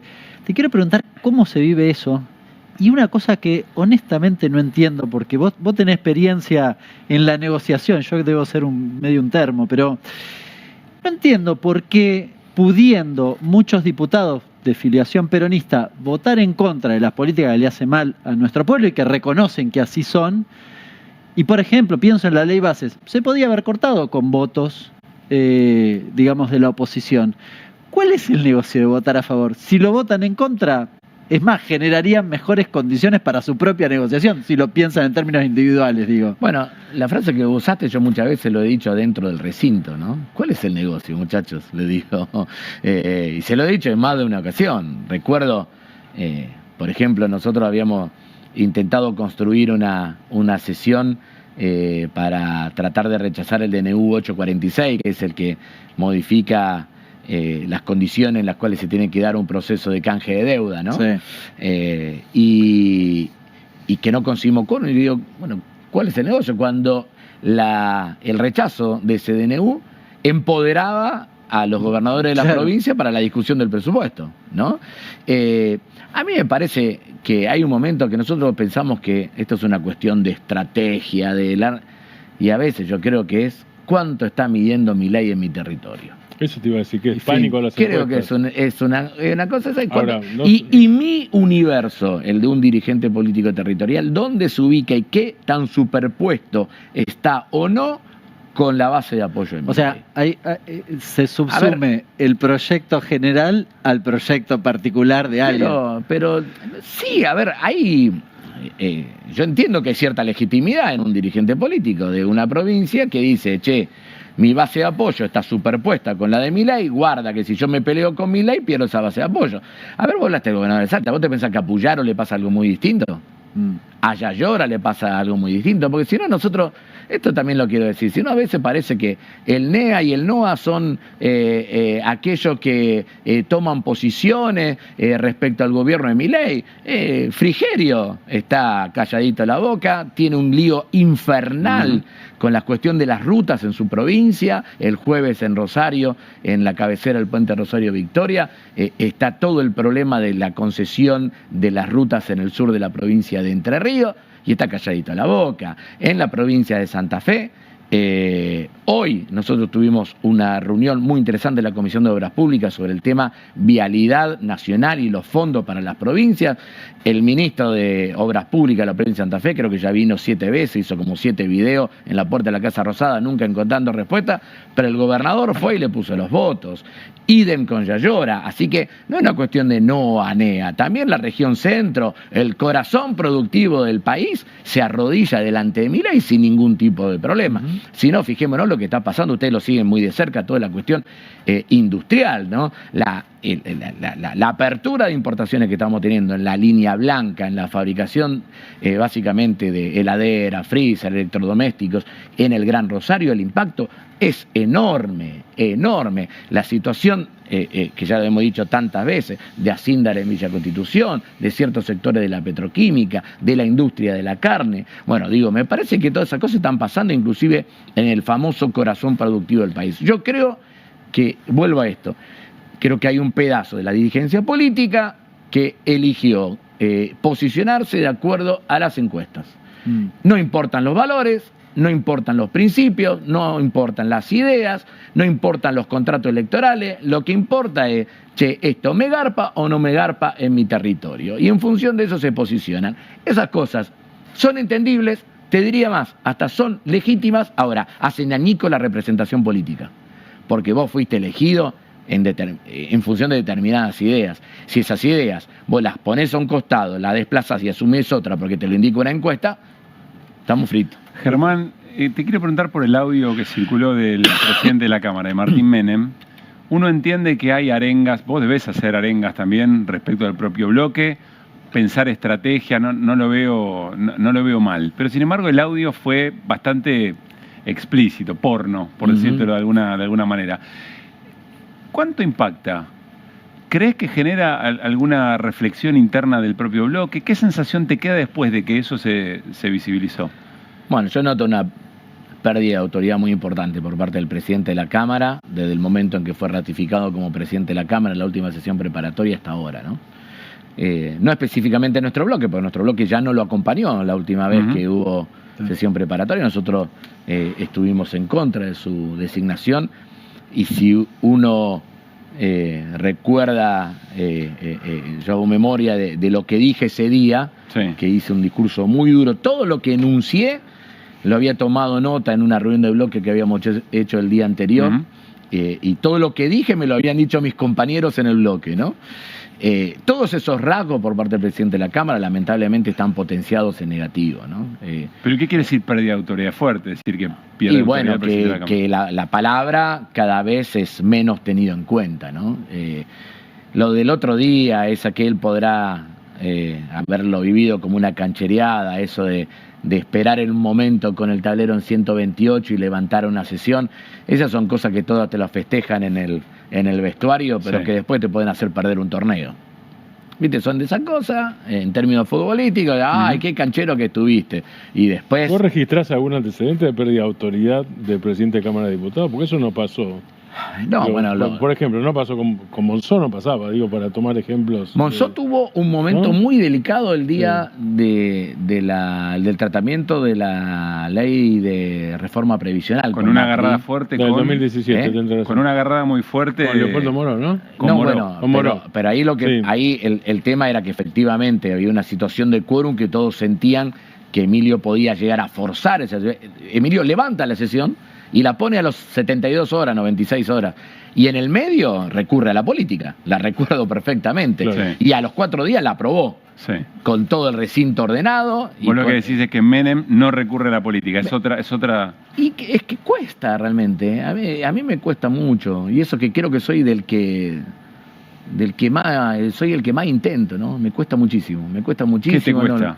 Me cuesta ponernos de acuerdo. ¿Te cuesta llegar a acuerdos? Sí, ponerte de acuerdo, que te respeten, que entienda el juego de oficialismo-oposición, que es un juego muy básico, ¿no? Un juego muy básico. Si vos estás convencido de que tenés los votos para determinadas cosas, la oposición tiene que tener básicamente el fundamento político que expresa en el recinto. ¿Y sentís que pierde autoridad con el resto de los bloques también? Sí, lo del otro día fue feo, lo del 128 ese día. ¿Y eso cómo se manifiesta? ¿Vos cómo te haces? ¿Vos cómo se manifiesta? Yo ese día lo escuché, quedaron todos ahí muy conmocionados. Nadie esperaba que hiciese eso. Sí. Fue el mismo día que él tuvo un pedazo del bloque pegándose en la parte de atrás del recinto, otro pedazo del bloque tirándose botella de agua, vaso de agua en la parte de adelante. Ese día fue un desorden, todo lo de ellos. Pero estaba claro que la pelea de Sago y Almirón cumplía una función, digamos, ¿no? No, bueno, a ver, todo lo que hizo Almirón para increparlo a Sago cumplía una función. Sago no es que lo hizo queriendo todo eso. Me consta que después estaba recontracaliente consigo mismo por haber entrado en la provocación. Sí. Vos después ves un poquito más adelante y decís, bueno, terminó colando en la presidencia de la bicameral del DNU. Bueno, tan mal no le fue a Sago después de la pelea. Dijo, no, bueno, quizás hasta puedo llegar a acordar, pero no fue una cuestión acordado entre ellos, ni mucho menos. ¿Y eso significa que esté en riesgo el bueno, yo en esas cosas trato de siempre ir despacito, porque si no, cualquier palabra de más nuestra, los golpistas somos los peronistas, ¿no? Entonces, en eso, el presidente de la Cámara tiene un rol importante. Yo creo que él tiene un problema, que es que no termina de asumirse como el presidente de 257 diputados. Él termina funcionando más como presidente de bloque que como presidente de la Cámara de Diputados, y eso es un problema que él tiene y que todo el mundo visualiza que lo tiene. Toma muchas decisiones absolutamente arbitrarias y creo que eso no le hace bien a su liderazgo y a su credibilidad.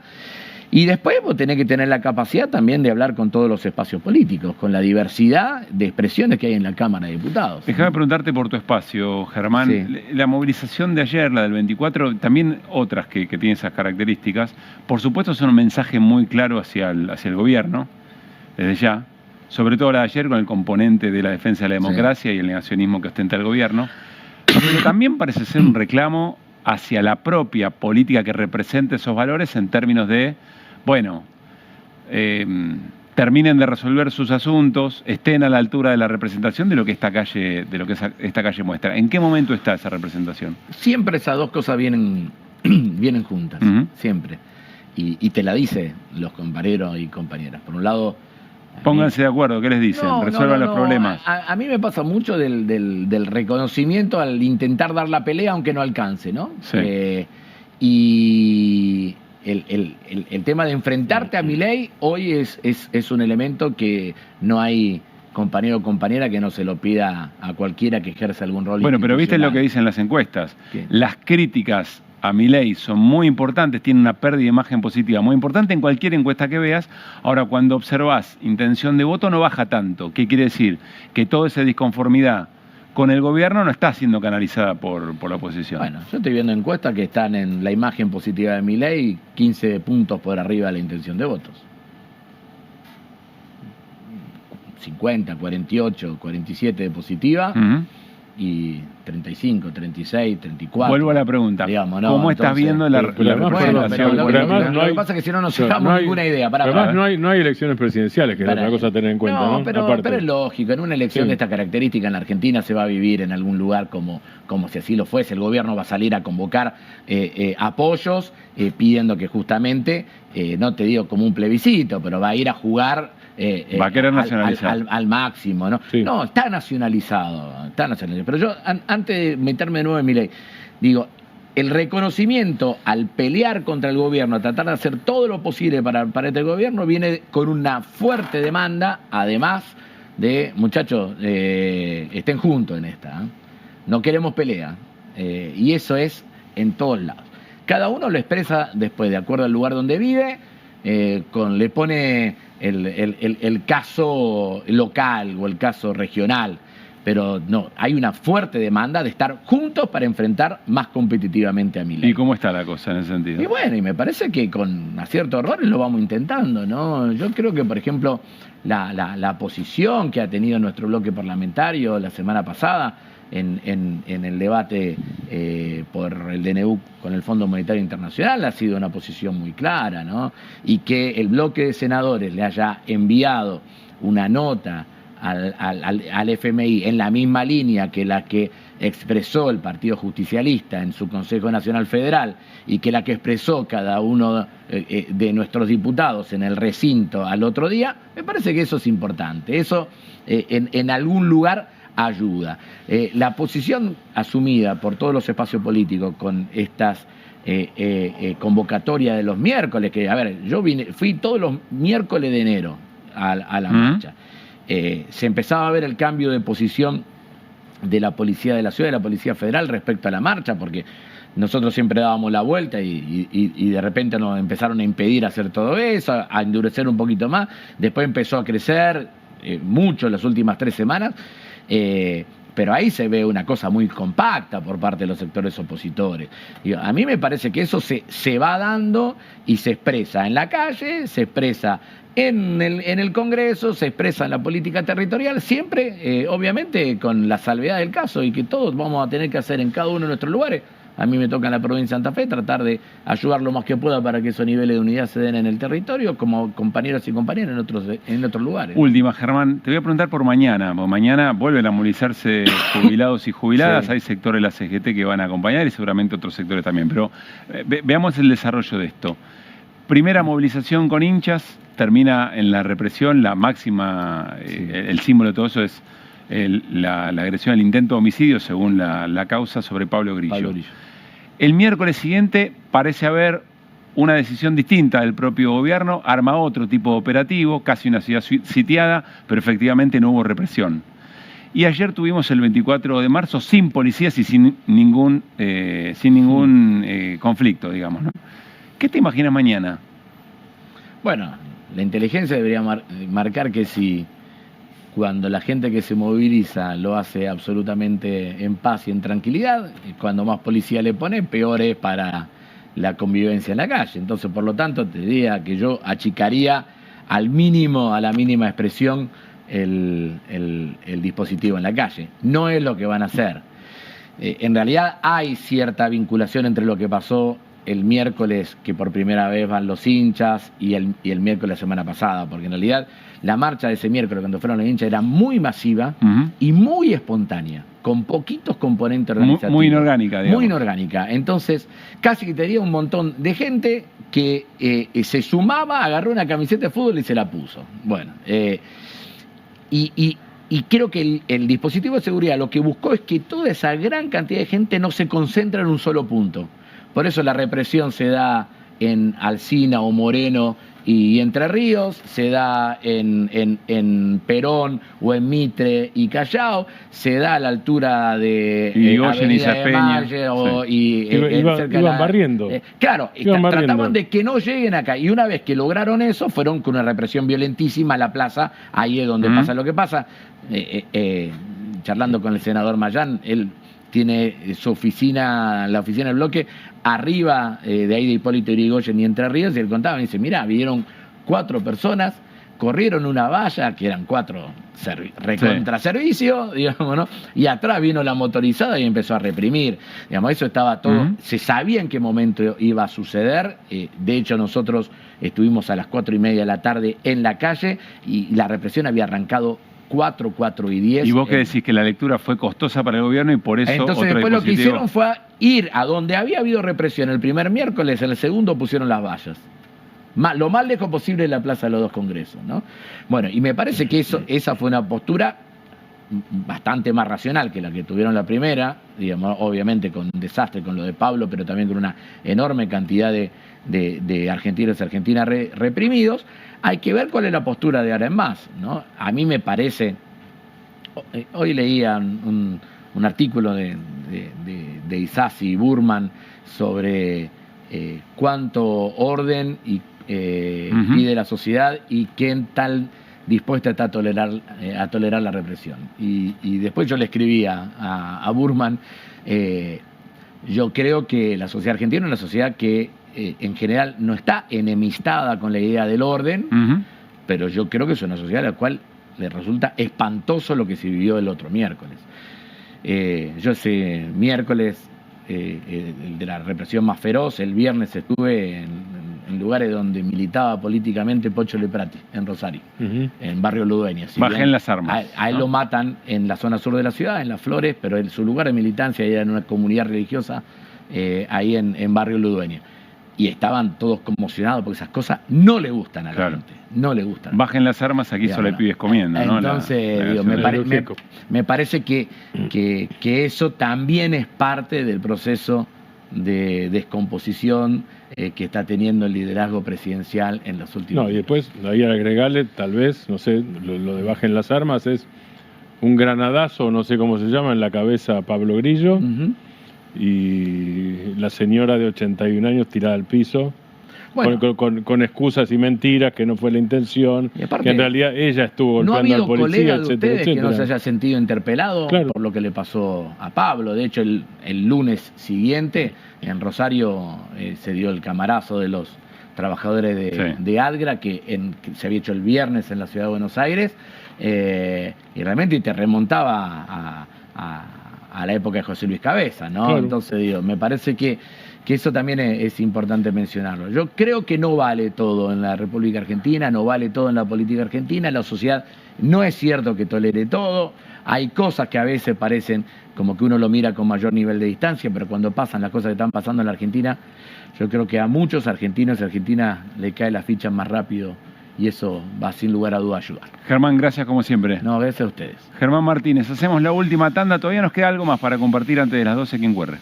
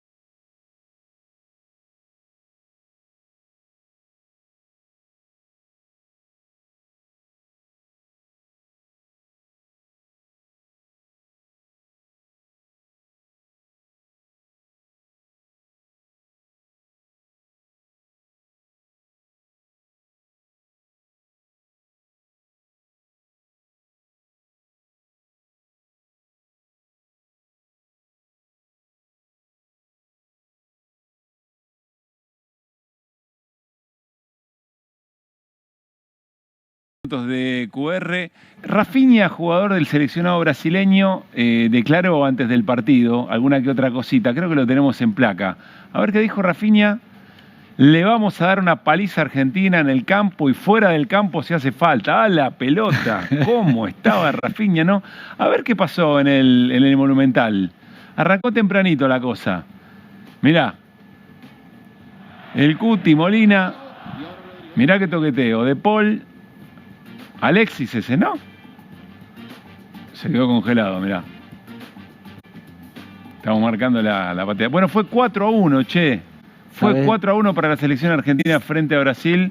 Tenía razón Rafinha, le erró en el color de la camiseta. Es que no hace falta, entonces, porque él dijo, le vamos a dar una paliza adentro y afuera sí hace falta. Sí. No hizo falta eso. La hinchada argentina le cantaba en el segundo tiempo, ponía a Rafinha Qué lindo, espectacular. ¿Y vos cómo te enteraste eso? Si estabas... No, porque me dijeron. Te contaron. Estaba en el Twitter. Estaba chequeando. Telepatía pura, obviamente. Sí, claro. Está clasificado el Mundial, tiene razón el compañero, estamos clasificados al Mundial. Japón y la Argentina. Yo te digo, ya estoy todo emponchado para el 26. Me gustó el Brasil con 4 ahí en el medio, ¿no? Goleó a... mirá qué fuerte. No lo había visto. Sutil. Muy bien. Qué bien esa grafista. Brasil con un 4. Es el último de Simeone. El cuarto gol para la Argentina. Ya quedaban 20 minutos y sobraba todo. En ese momento en el Estadio Monumental, que celebra. Hacía muchos años que Argentina no le ganaba a Brasil en el Monumental. El gol de Enzo Fernández, el 2-0, y le viene a ganar, por supuesto, en el Maracaná, pero la Argentina, no sé si el último gol, no sé si fue el último partido, no sé si fue ese gol de Riquelme tremendo que le bajó en el taco y después define el zurda. Habría que pensar si fue ese.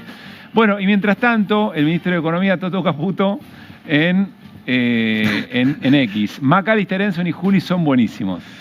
Sí, son del staff, no. ¿Del staff del Fondo Monetario, no?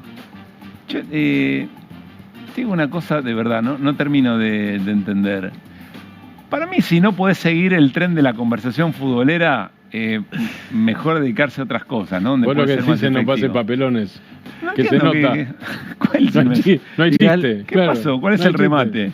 Sí, no tiene, y además es como gracia. El que no sabe mucho de fútbol que dice Eso. Los que hicieron los goles, ¿viste? Claro, sí. No, pero, son buenísimos, dijo. No es que me gustó el otro. Que y no a ver, sé el presidente Javier Milei que sabe más de fútbol porque atajó, fue arquero.